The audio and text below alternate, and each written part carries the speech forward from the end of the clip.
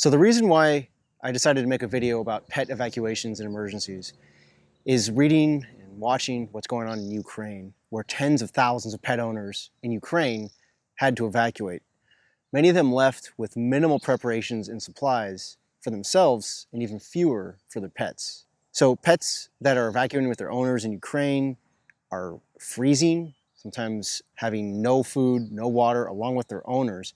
And it's understandable how you're going to take care of your kids, your spouse, yourself first. Your pets, for most, would be an afterthought.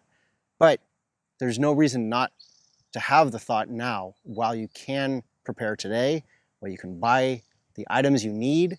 And I'm going to provide a list of everything that I include in this video, which is going to be more than any one person will need.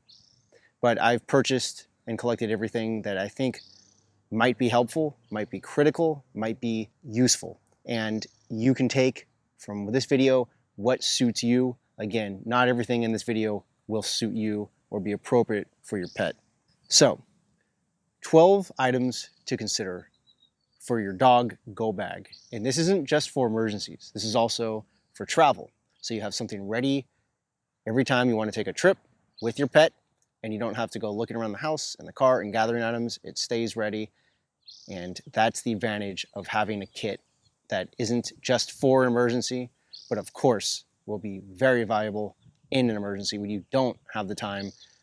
You don't have the time to even collect enough for yourself and your kids, let alone the items that your pet is going to need. I'm going to talk about these antiseptic wipes and surgical glue. Why am I jumping into these? Because I want to give you some of the non-obvious things right off the bat. And with pet first aid, the great thing about pet first aid, and specifically I'm talking about dogs for most of this presentation, for pet first aid, a lot of it is compatible for humans as well. So not everything that's compatible for humans is compatible for dogs. And the reason is dogs will lick their wounds. They have unique needs that humans tend not to. And they also tend to be quite sensitive to things that humans generally can tolerate. So if you have pet first aid, it often has the dual purpose of being safe for humans as well. So the Chlorhexidine Wipes, for example, I've used those when I've crashed my bike. They are antiseptic, they are individual wipes, and you can use them on the dog wound to disinfect the wound. The surgical glue would be useful to seal the wound when stitches aren't available for minor cuts. You can hold the wound together with this surgical glue, and it's generally safe for humans as well. Significantly safer than the super glue that some people, humans, have used on themselves, and I've heard also on their pets. Next, poop bags and a poop bag holder. Now, this seems kind of trivial. Why would you worry about having poop bags in an emergency? There's more important things that people need to worry about, of course. So poop bags in an emergency are definitely more than just for picking up your dog poop. These can function as impromptu gloves.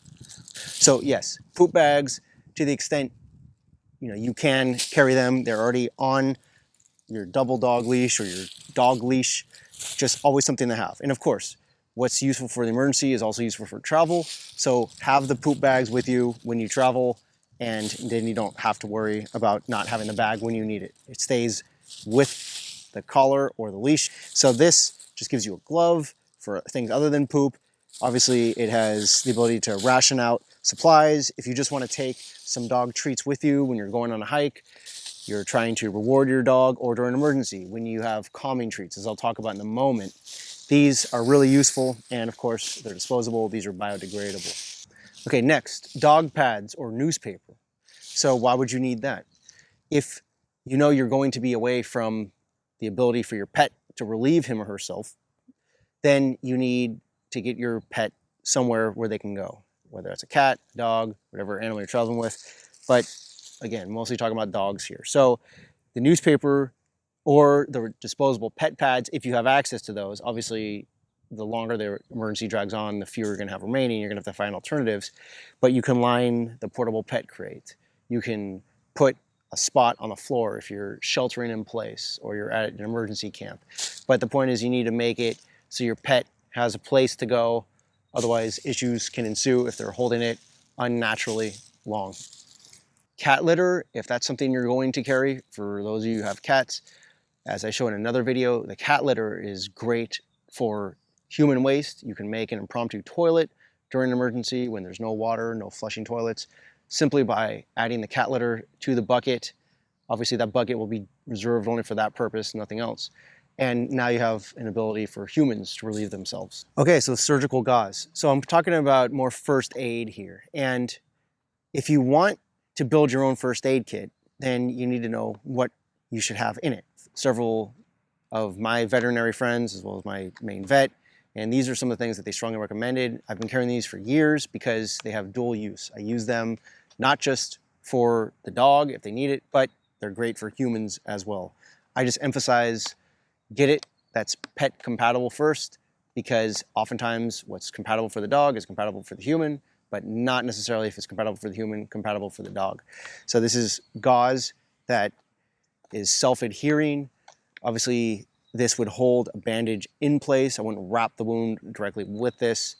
The dog is probably going to try to pick at it, try to eat it, and I have a solution for that in a moment.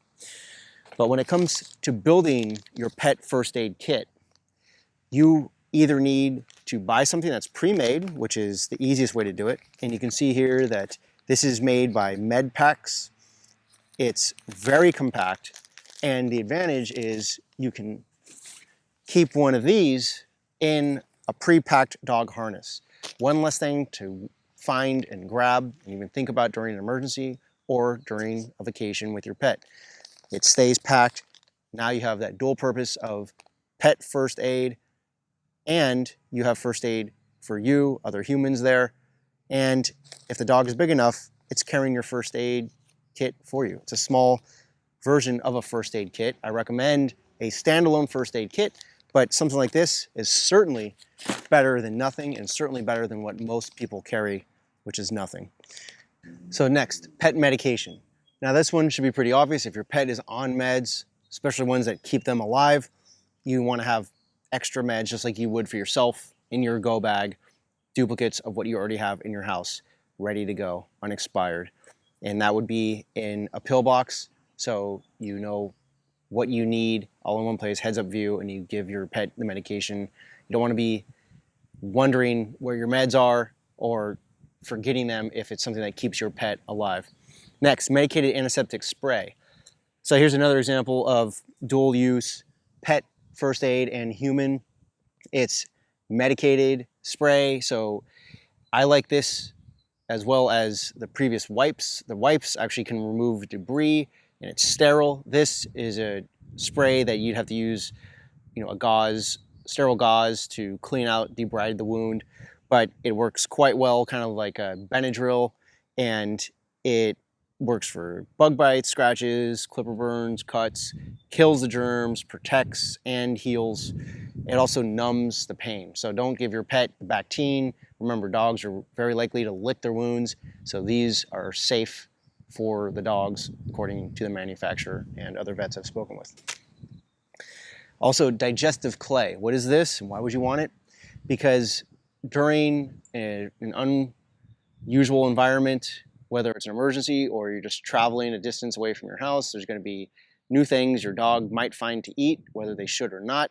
They might be sniffing up debris, discarded food, spoiled food, and the last thing you and your dog need, especially during an emergency, is if your dog gets a bad case of diarrhea.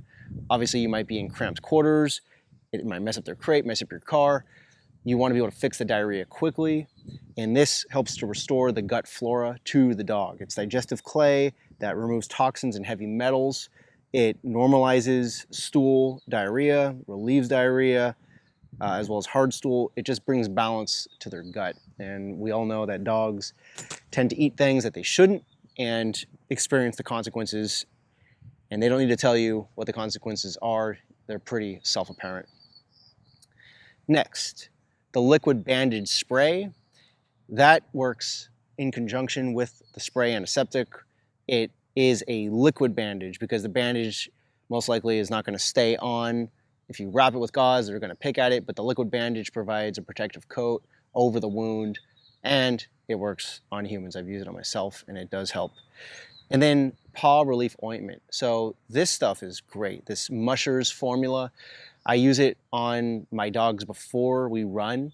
And if you have dogs that won't wear dog boots, or you just think they look ridiculous with the boots on, you don't want to use them, then try this stuff. Obviously, it won't last as long as the dog boots will. You're going to run out eventually, but it's a small container. It's almost like a Vaseline you put on their pads. It really does a great job of protecting the dog pads from injuries, from cuts, from hot spots. So it won't protect the pads from, sharp cuts as well as dog boots will. It won't protect the pads from foxtails like dog boots will, but it's a great thing to have, and it also offers relief after the fact. All right, so the tick twister is something that I use frequently when these guys get ticks, and it's better than using tweezers because it actually removes the whole tick without the tick breaking off or leaving the head intact. So the tick twister is something that is very small yet very profound in importance. So anytime you have something like that in your kit, it's worth having at least 2 of them. And then the septic powder for bleeding. That is pretty self-explanatory. It helps to stop bleeding when they get cuts, or even during normal times. If they come back from the groomer, they get their nails trimmed, they won't stop bleeding. Most groomers know about this stuff. So it's a good thing to have on hand to help stop the flow of bleeding, which is important for obvious reasons, as well as less obvious, so they stop looking at their wounds and trying to fix it themselves, which never seems to work as efficiently as they think it does. Okay, so those are the items that I recommend you keep in your dog go bag. And here's an example of the dog go bag that I keep. It's quite light, but it has a ton of stuff in here. And I'm going to talk about that in another video of what type of bags, go bags for your dog to carry. Ned, good boy. Good boy. So, hey, Ned.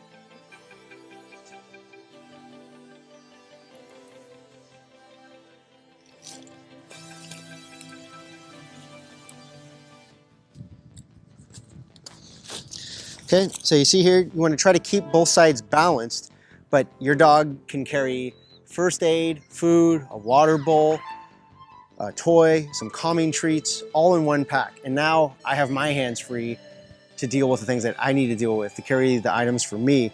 The dog is self-sufficient, and the pack is already pre-staged and ready. And the other advantage is it's a harness that I can use to lift the dog safely and distribute the weight. So if I need to pass him into a truck, if I just want to tie a leash to him and not have it pull on his neck for hours at a time, this is accomplishing several benefits at once.